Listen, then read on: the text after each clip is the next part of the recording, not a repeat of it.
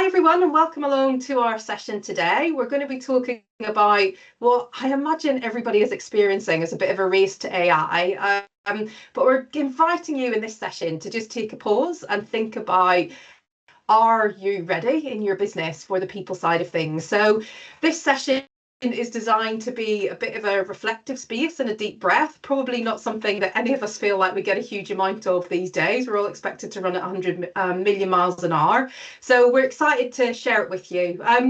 Just by way of introduction, if you don't know us, I'm sure you know one of us if you're here today because we've been encouraging and inviting people to attend.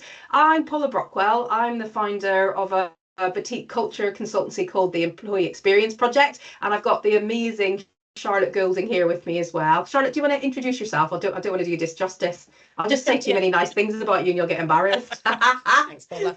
Hi everyone, I'm Charlotte. I am the founder of a people consultancy called The People Thread, and I work with founders and leadership teams to help them intentionally and thoughtfully build the people foundations that they need to make their business a success without losing what made them special in the first place. Thanks, Charlotte. And so, as I mentioned, I'm Paula. I'm the founder of the Employee Experience Project, and we do culture strategy and activation, supporting organisations to really focus on what great performance looks like for them, understanding what culture they need to drive it, and building the capability in their business to allow them to make that happen over time, rather than having us hanging about too long and interfering when you don't really need us to. So, in terms of the session and what we're going to focus on today, there's a few different things that this session is really going to focus on. We're going to talk about this idea of readiness for AI adoption and what it means. We're going to talk initially about this piece around the foundation of readiness. What does that actually look like? What do we need in place to make sure that we have the fundamentals to allow any adoption to truly work? We're going to talk a bit about how AI is impacting our people foundations. And Charlotte is going to take you through her lovely experience and expertise around what to consider and what might impact that.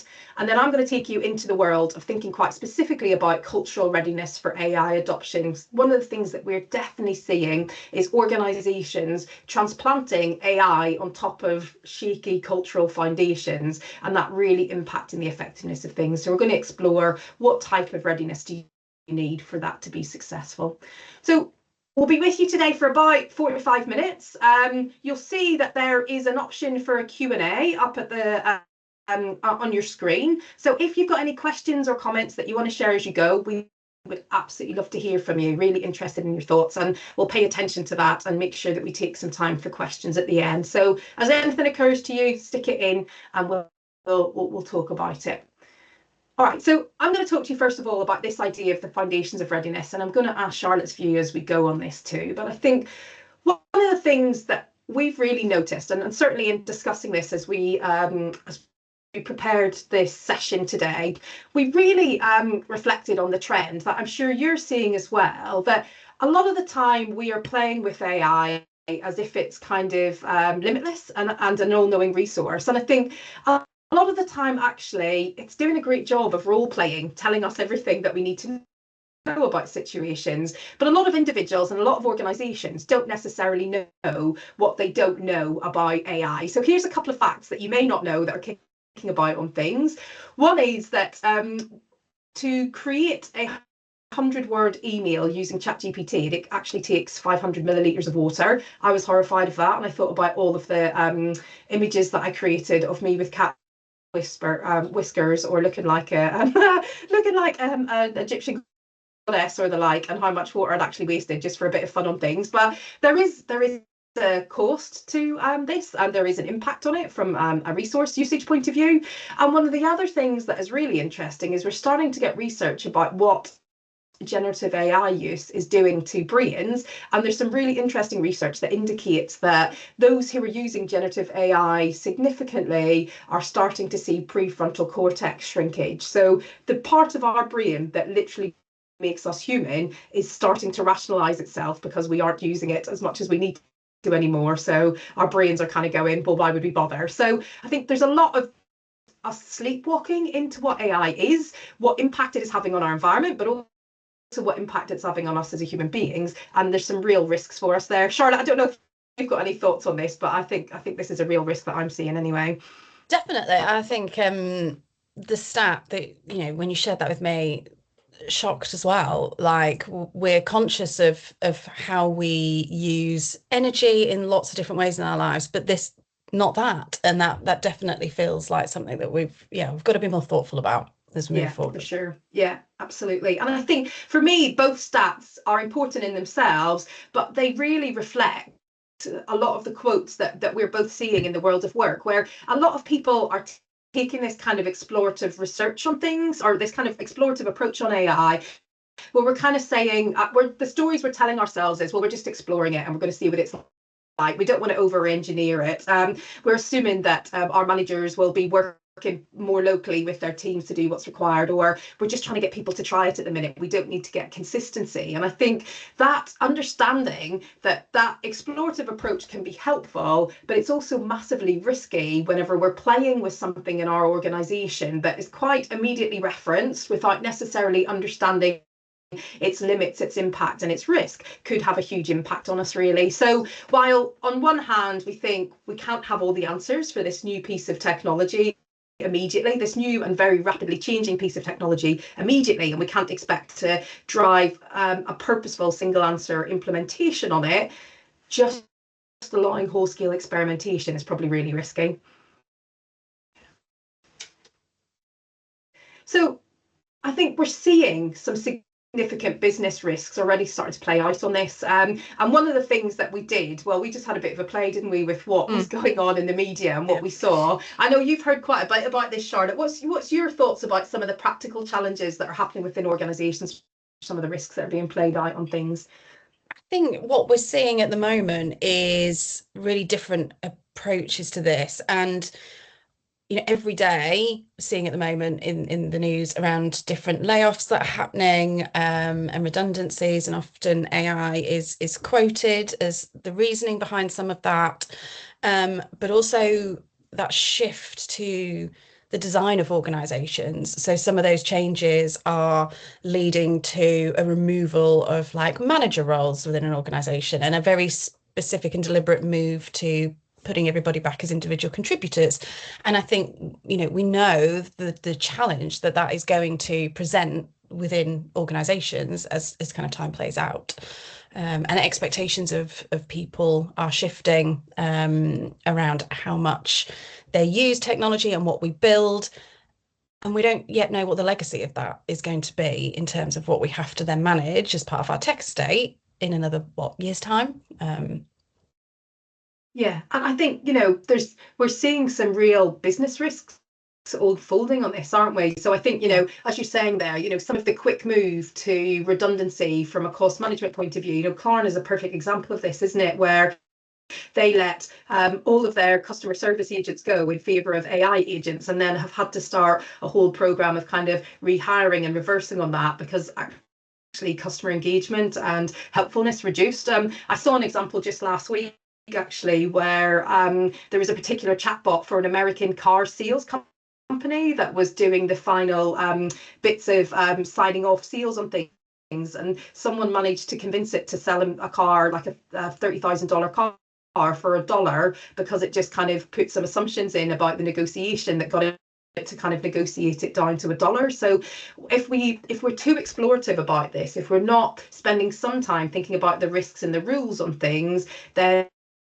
we're not necessarily able to manage and mitigate against that, whether that's from a people point of view, from a financial exposure point of view, or a customer service and customer experience point of view. So there's a lot in here for us to consider. And I know we're being a bit neg to start with things. I promise we're going to give you some solutions to think about in this as we work our way through. But I think for both of us working within organisations, we can see a huge amount of excitement about the possibilities, but also a huge amount of overwhelm about the pool that's coming, particularly from boards or investors that's saying, let's use this thing called AI to do something, that is causing quite a lot of reactive action that could have a huge amount of unintended consequence. So how we connect our businesses to being more thoughtful and considered, I think, is a massive part of how we use this successfully moving forward.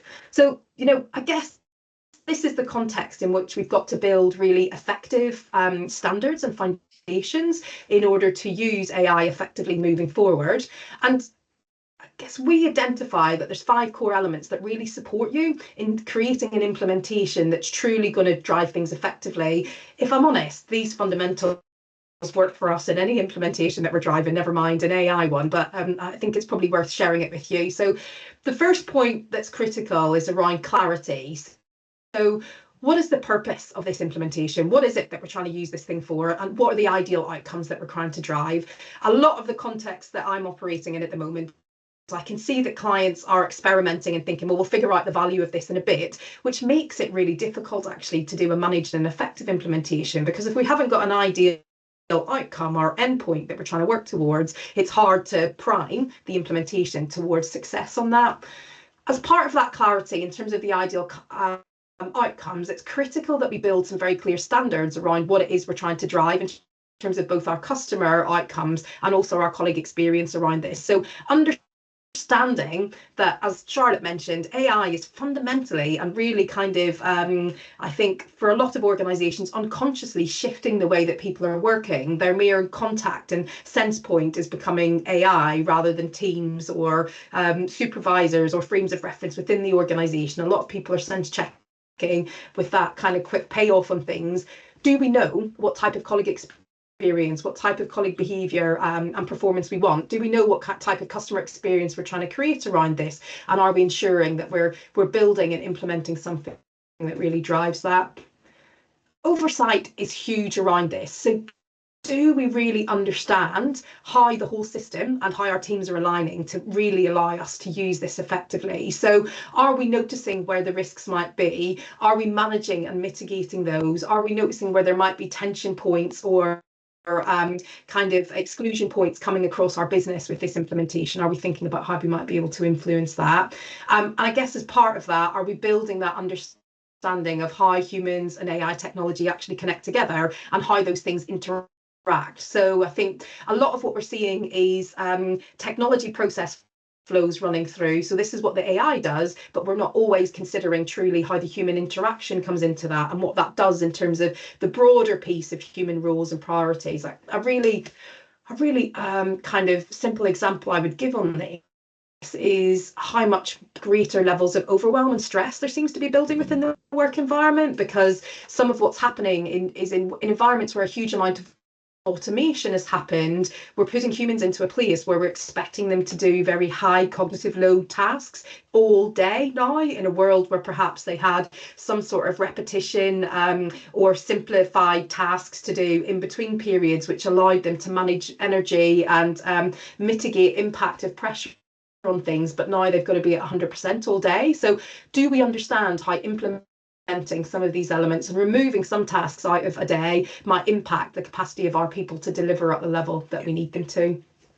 And I guess the final area is about appreciation. What are the risks? Do we really understand them? And have we got a clear plan in place to mitigate those so that we can truly manage and minimise the unintended consequences of things? Because I think we're living in a world at the moment where we are trying a lot of things and there's a lot of stuff that's washing out and we don't know what the long-term impact on that is. Charlotte, what's your experience of this kind of in businesses? What are you seeing happening? Are these the right things from your perspective?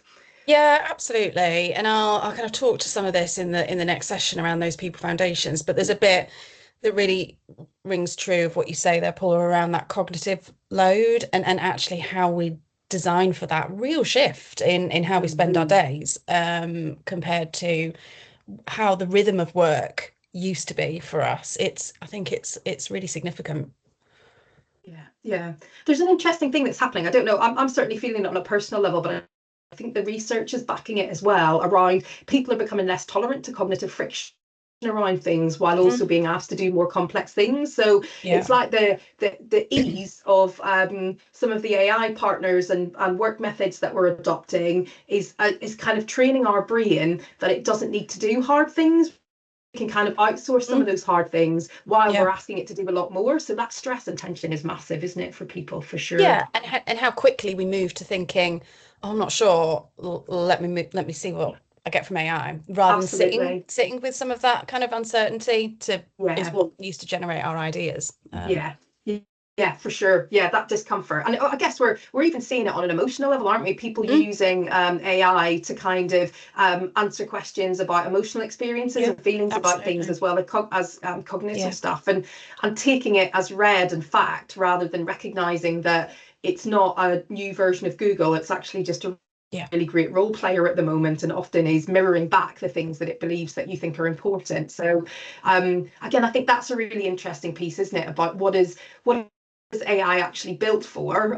Particularly, I think some of the more commercial large language models, it's about user adoption and continual usage. It's not truthfully about the task. It hasn't been designed for the task that we're using it for in mind. So some of that stuff around bias and acceptance and user acceptance of the point of view is more important than getting to the right answer, which is something that we really need to help our people understand and challenge, I think.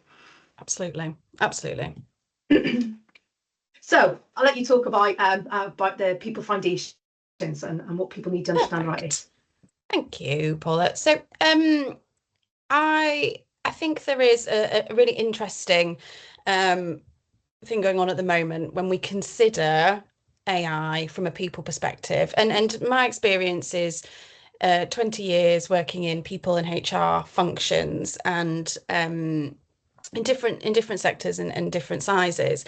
And so, as with all functions within a business, there is a lot of focus about how AI can help and support the HR function to be more efficient.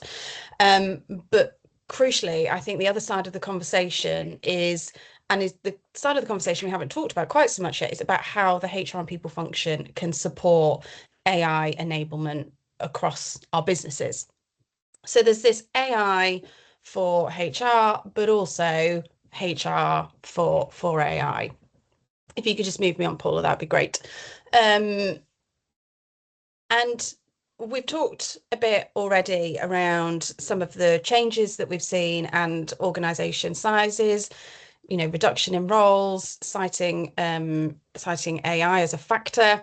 We've also started to see organisations talk loudly about how they are bringing together the people function and also AI enablement. So Atlassian recently shared that their chief people officer's remit now includes AI enablement.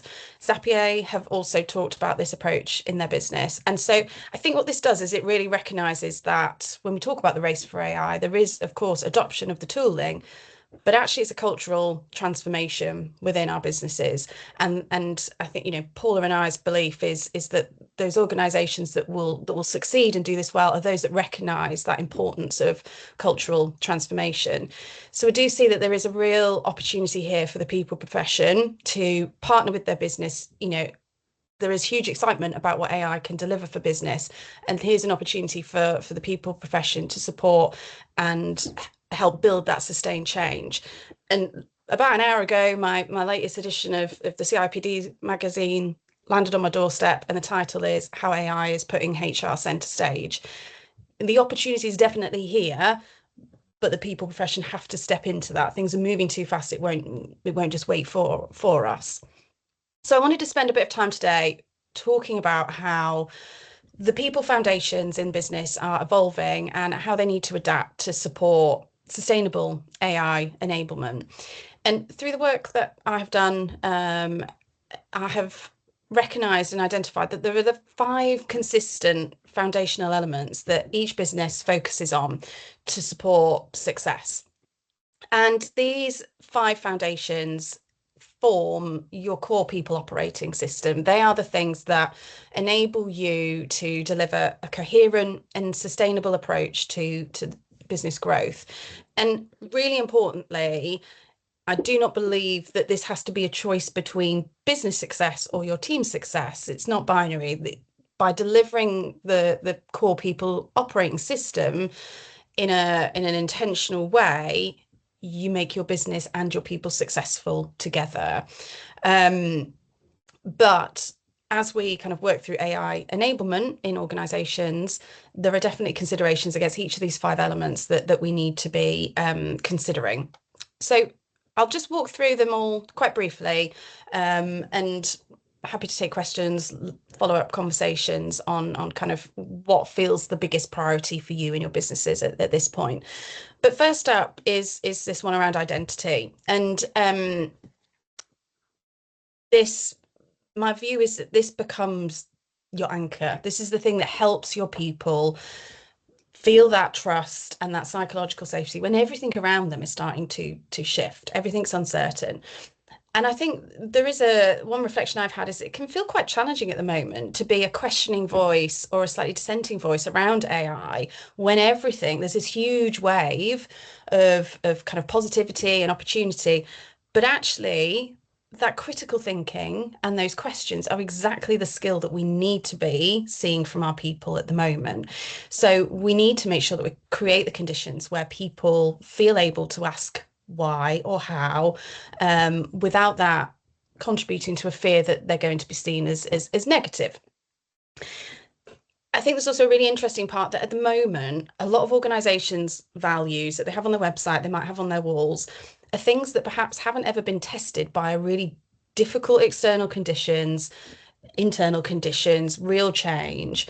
And so how is there a growing difference between actually how you make decisions in your boardroom, in all of your other meetings, compared to how you describe your values on your website? And in my experience, the greater that kind of gap between what you say and what you do is, the more that psychological safety and trust gets damaged along the way. By focusing on building this genuine and coherent identity, your team will know what you stand for. They know what they need to evaluate AI against and what the standard is that you just talked about there, Paula. It also helps them know what they can question and also what the principles are that are guiding your decisions. And when they're difficult decisions, if people know the basis and they can understand how that decision's been made, it's always a lot easier. So I think there's an importance here around creating those conditions, and I know you'll talk about some of this in a bit more detail, Paula, around what an organisation is trying to build, but it forms that real foundational layer of how everyone expects to operate within teams and across your whole organisation. The second one is around clarity, and we're hearing a lot of provocative statements at the moment from AI businesses about the potential impact of AI on early career opportunities in organisations at the moment, and what will exist in a year's time.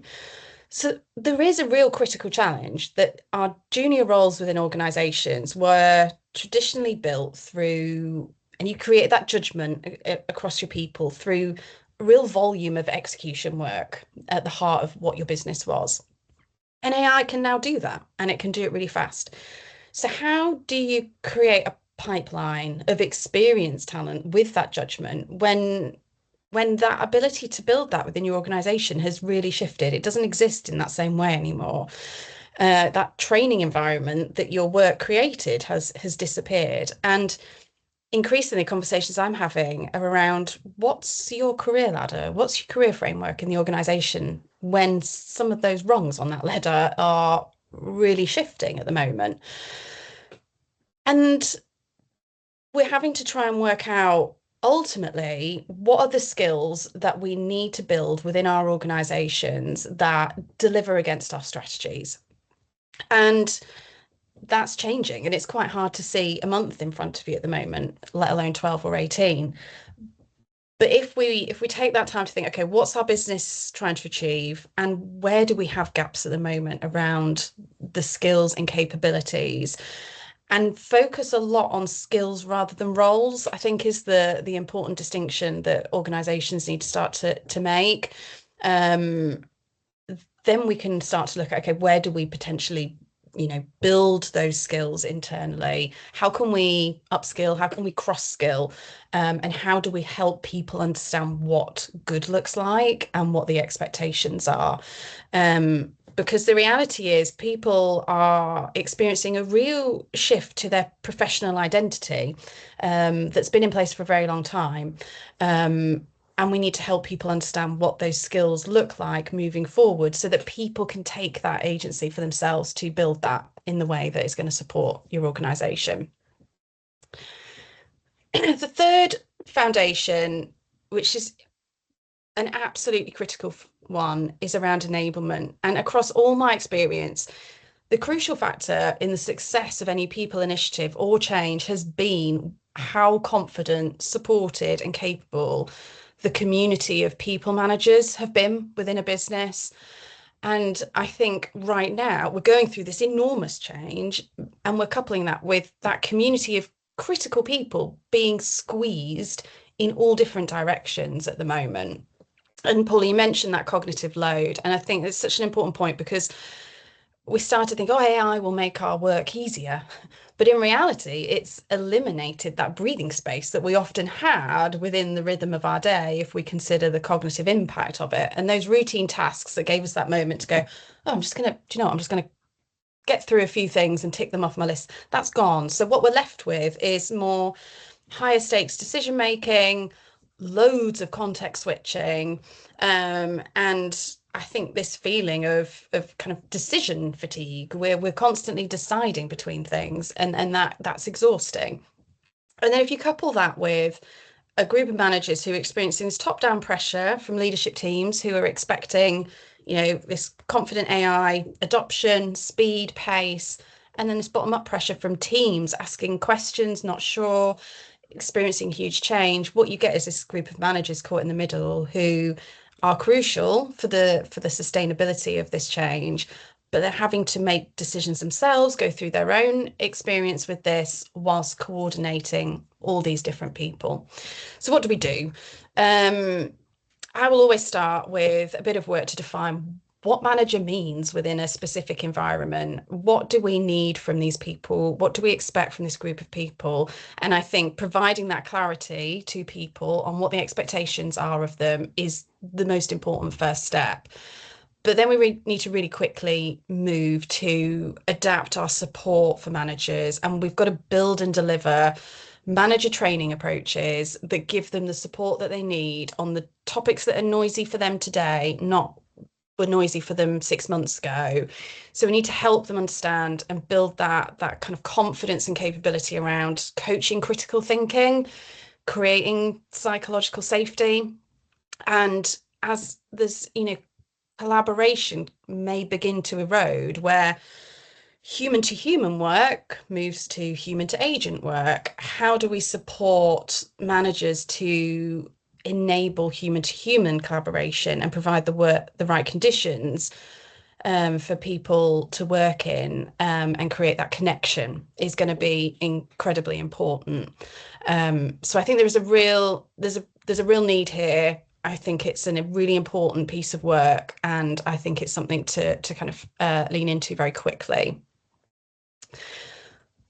Fourth one quickly is around performance and feedback. So most of the systems that we will have within our organizations at the moment around performance and feedback were built and designed for evaluating volume of output rather than judgment and critical thinking.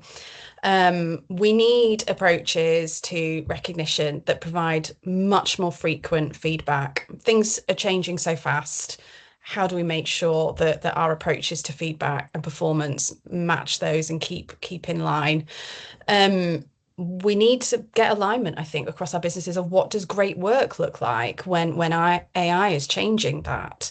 And then we've got to get a cadence in place that helps. I've been a long time champion for changing our approach to performance, and I think this really does provide a springboard for just doing this work and going, right, how do we reimagine this? What does it look like now, and what do people need from us to help them know if they're moving in the right direction?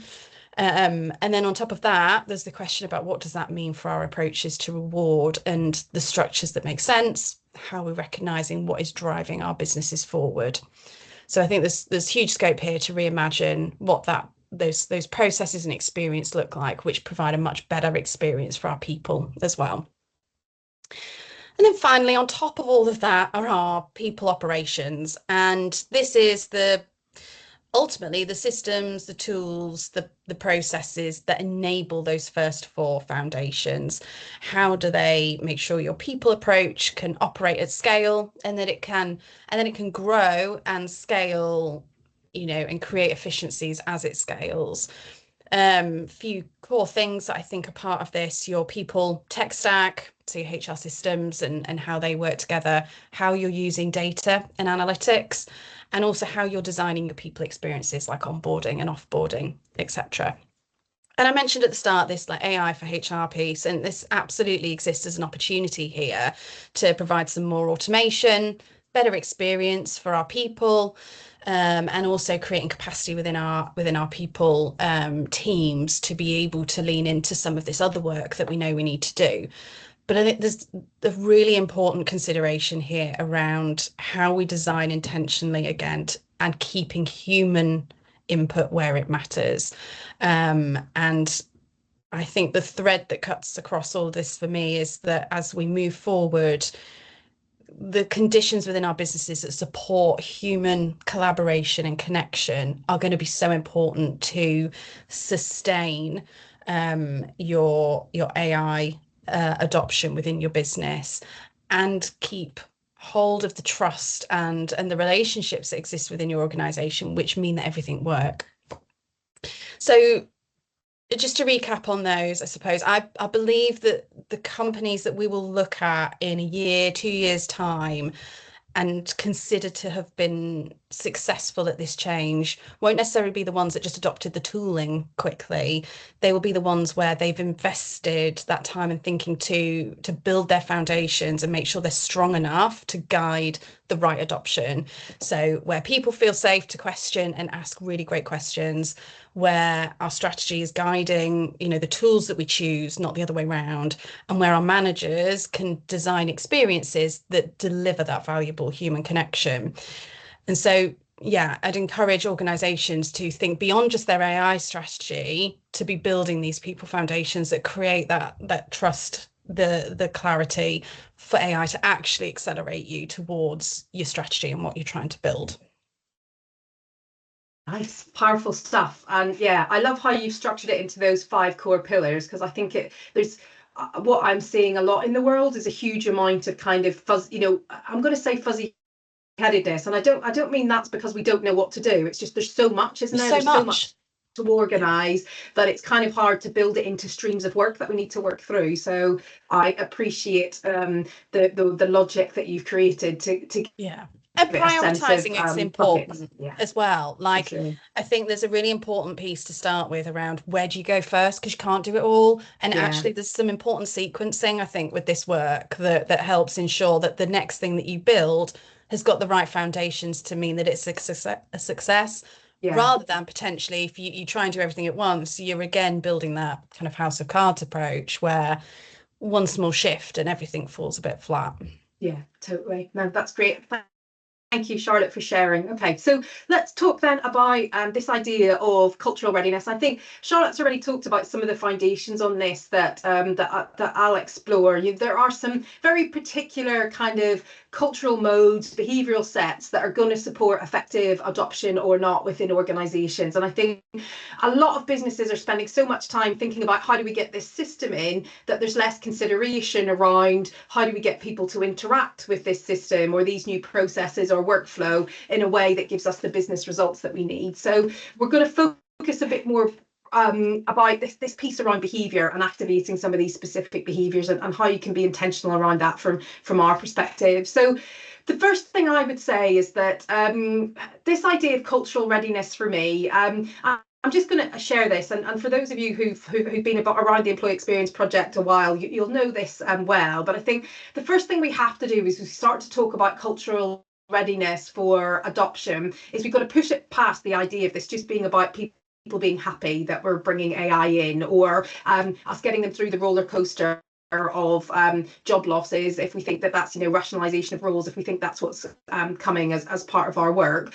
We've got to recognize that culture is actually that operating environment and system that filters through people's expectations of work that absolutely does influence how they feel, but it drives them, their beliefs about what work looks like, what good work looks like for them and for others around them, and ultimately their behaviours around things. So that is the thing that influences how people show up on a day-by-day basis, and ultimately then the impact that any sort of adoption work that we do or implementation work that we do has on business results. So the more that we can start to see our culture less as how people feel, that being a byproduct or an outcome, the single one that we're trying to get to, and more about it being the thing that drives how people act, how they show up, and how effectively they're going to engage in this work as we drive it through, I think is critical.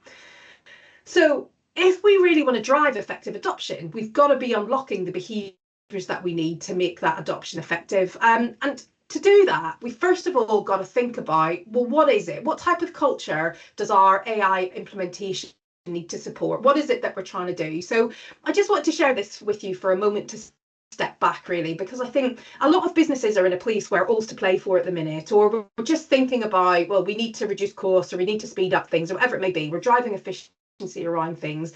But I think if we're truly trying to drive effective implementation, we've got to think about what is it that our business is trying to achieve at the moment? What is it that we're trying to do here? Rather than being in that really kind of ethereal world of we want a good culture, creating a goal that's focusing on we need a culture that is allowing us to drive improvement at pace, or it's helping us scale through a kind of rinse and repeat approach, or actually it's allowing us to really innovate so we can create the products and build the market of the future because we know that's what we need as a business to survive. Or in calibration mode, it's allowing us to deliver something really consistently and easily to our customers so they know exactly who we are and how we show up, and they feel like we're really dependable. You know, in the same way as a McDonald's burger looks the same wherever you go, we're trying to get to that place. So understanding the mode that our business needs to operate within is a critical part then of choosing the type of mix of behaviours that we need, but also the types of outcomes that we need for that AI human interaction to create in order to take things forward. So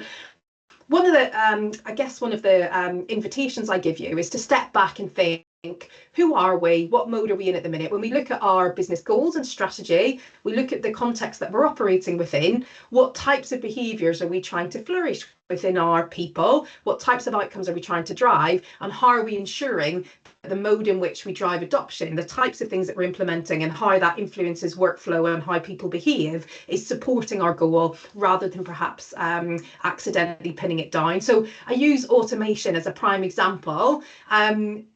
Done well in a Trailblazer context, it frees people up from the day-to-day noise of doing those mundane tasks to allow them to get into that innovative and explorative space.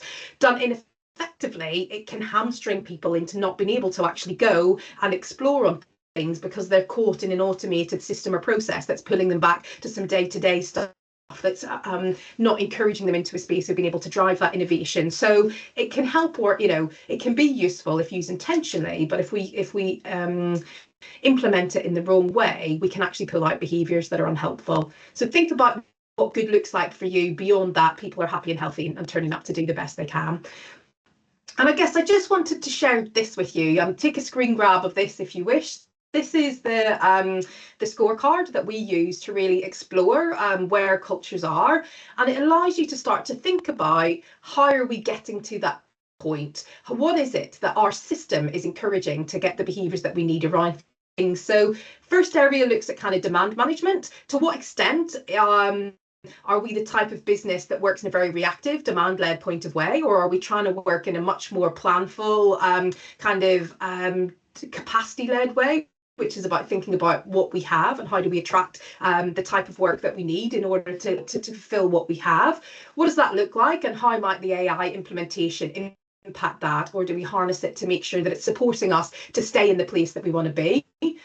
How does it help us from a delivery ease point of view? Are we the sort of business where people go out and figure it out for themselves, or actually do we do a lot of work around our work processes to make them really smooth and efficient? And is the Wild West, give this a go kind of approach to behavioural to AI adoption counter to the beautiful slick systems and processes that we've had in the past, and therefore people maybe haven't got the experience and the comfort with trying things in the same way? Where are we making decisions about this? And again, are we aligning this to how our culture is normed and told? If it's calibrated and has been working well in the context that we're operating within, we might want to make sure that we're making sure that decision making is sitting in the right place and owned at the right level, but also that we've got the right oversight systems in place. If we are localizing it, have we got the right kind of risk management and mitigation and oversight in place around it?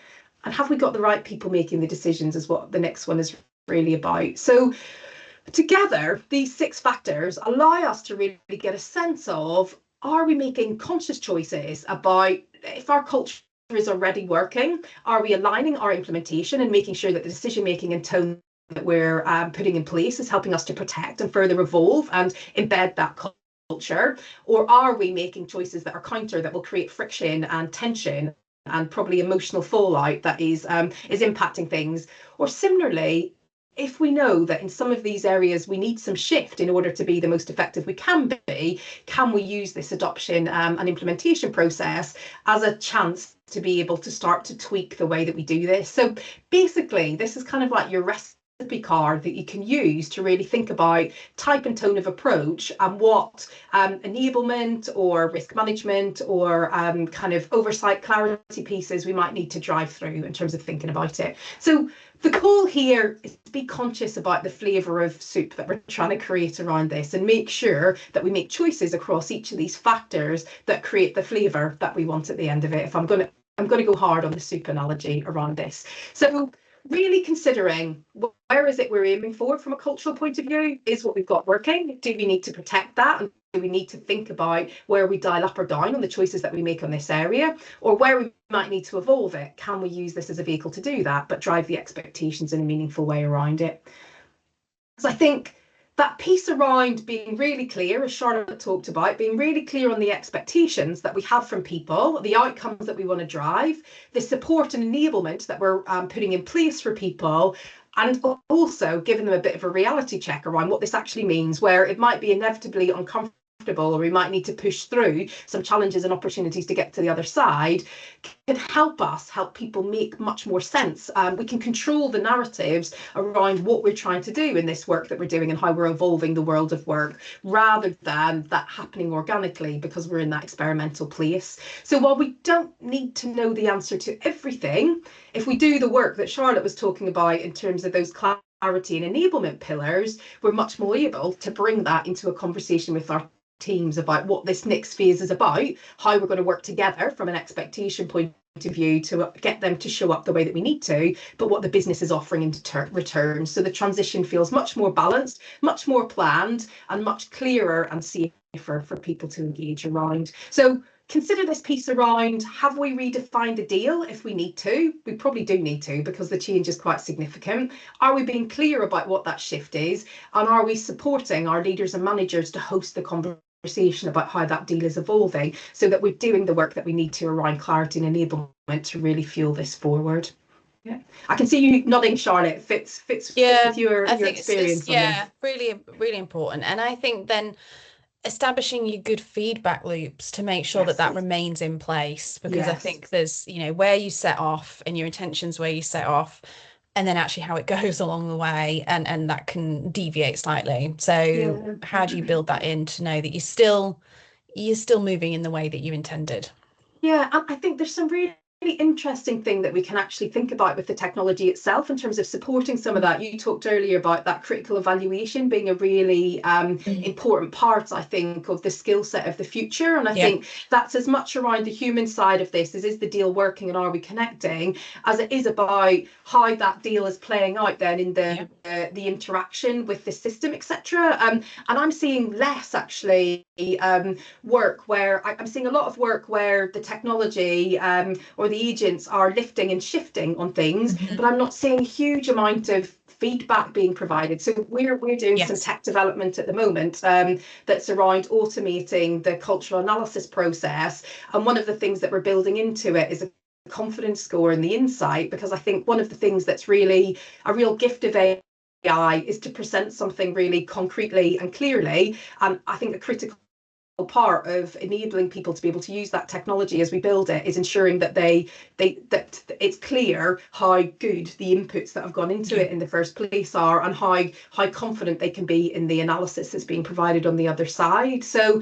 some of this is about human feedback loops and connection, but some of it's also about thinking more systemically about, are we nudging and encouraging those feedback loops within the system Great Yeah, point. we expect a lot, don't we, from human beings in terms of the types of behaviours that we want from them. And I think one of the biggest drawbacks that I see in culture, or one of the biggest things that people trip over, is that we think that conversations are enough, and we can all go into a conversation with an intention, but if our environment is nudging and trying to draw out other behaviours, like a really confident agent is telling us that the answer is definitely X, it's not going to encourage us to do that critical analysis. So ensuring that we are creating the prompts and nudges in the system to encourage those behaviours is as critical as having the conversations around it as well. Yeah. So we kind of identified what we've looked to do here is kind of summarise what we're seeing in our work with clients. And I think it sounds, Charlotte, from what you were talking about within your part, it aligns absolutely with what you're seeing in the work that you're doing with clients as well, is that there's a number of cultural or behavioural factors that are really critical to drive success. And if you're creating that environment that is encouraging and supporting and enabling these behaviours to flourish, it's much more likely that you'll be able to drive success around this. So, you know, I'll not read every single one to you, because you can have a look at it as you go. But I think there are some real critical elements around this idea of outcome focus, this comfort with being really clear about what is it that we're trying to achieve in every interaction or every piece of work and implementation that we're doing is really critical. I think the world is moving very much to a task and finish place. There's so much overwhelm that a lot of people's mode is much more, how do I get through the work, rather than how do I deliver the outcome that's required. So it's really critical that we embed that and we make sure that that's in place. Some of the other bits that I'm noticing gaps on in particular are also things around support and space to really learn, or drive that piece around co-learning and collaboration. So as you mentioned earlier, Charlotte, I think we're seeing that increased use of automation, that increased use of agentic interaction, that actually people are losing connection, they're losing a sense of collaboration and work. It was happening already, I think, with the way that hybrid working has evolved quite organically rather than purposely in terms of fostering connection. But we need to make sure that we are supporting people to learn as individuals, but also creating the mechanisms and the habits for people to share that insight and that knowledge. So we aren't just getting small pockets of mastery that aren't being shared across the organisation, or we aren't getting shared small pockets of real understanding of the risks that aren't being managed and mitigated more broadly. We also need to support that candour and that challenge. So again, I think with a big implementation, there's a risk that any critical observations or articulations are seen as negativity. So how do we create a space for people to raise risks, to raise learning, to drive that critical evaluation piece as a useful element that is rewarded, is encouraged, is recognised, is nudged in the system, rather than just being seen as those same people who always moan about everything when we just need to get it done. So that balances really nicely with outcome focus. If we're really clear on the goal, we're really clear what the success measures look like, and we're encouraging people to experiment, but giving them permission to challenge whenever those outcomes aren't being achieved and give ideas about how to move it forward, you'll be much more likely to be able to drive things effectively. So the truth is that these behaviours are ones that you kind of need in place as you start to implement, or if you haven't got them, it's likely that some of the pain points that you're experiencing are due to a lack of some of these areas, and it's creating some tensions for you. So my encouragement to you would be, start with, where do we want to be, or where do we want to go? How do we want to show up? And is this piece of work primed to allow us to do that and protect the type and tone of behaviour that we need within our business? But also, when we're thinking about the implementation itself, have we got the critical behaviours and rhythms really running the way that we need to? And if we don't, how do we encourage, as we're driving our implementation or our review process, if we're a bit further down the line and we're trying to put some fires out as we move things forward, how do we start to create the conditions that encourage these things to flourish and drive forward? So I'm aware we've talked to you for a while about this. There's lots in there, I know, but I guess today is a starting point of a conversation. So what we're hoping to do is kind of nudge and inspire you to consider this from the people side of things in terms of impact and experimentation, but also from a behavioural side of things, to allow you to really consider what are we nudging and encouraging, and is it that our people are resistant to change or can't get II, or all the things that we tell ourselves or our leaders might be telling themselves, or is it perhaps that we've got people in a system that is encouraging them to show up in a way that isn't helpful for moving us forward, and perhaps we need to tweak that. some thoughts for you to take forward. If you want to continue the conversation, we'd love to do that. There is a QR code here for both Charlotte and I. We have lots of stuff in our community, loads of free information and advice, mailers that go out every a week where we share loads of information. And we've got a really cool AI readiness checklist that's just in the final stage of development. So use the QR code for the Employee Experience Project if you want to hear more about that. And Charlotte, I'll let you share what you're sharing with people to carry on the conversation. Yeah, so we'd love to keep going with the conversation. I guess everybody who's joined today is obviously thinking about these things in the same way. So I've opened up some space in my calendar for 5 free 30-minute conversations to just talk about this with anyone who's I guess grappling with the same sorts of challenges. No kind of strings attached, no hard sell, more of just a genuine desire to build, I suppose, this community and this conversation. It's so important for so much of how we work and our experience of work that I'd love the opportunity to have that conversation and help you work through, I think, the priorities. I think, you know, that commonality between what Paula and I have discussed today, there's lots there around that, building the conditions from your people perspective, your culture perspective, and being intentional about that. And it takes this time to think up front. So we'd love to speak to people. Yeah, great, thank you.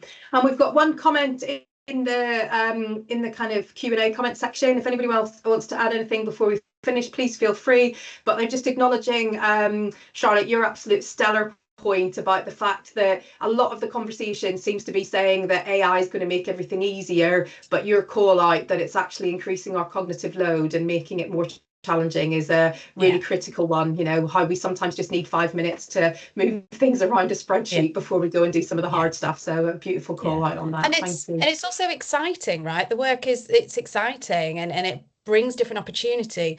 But what comes with that is people putting in more and more of their time into it. And we need to make sure that feels sustainable for everybody, rather than running out of steam.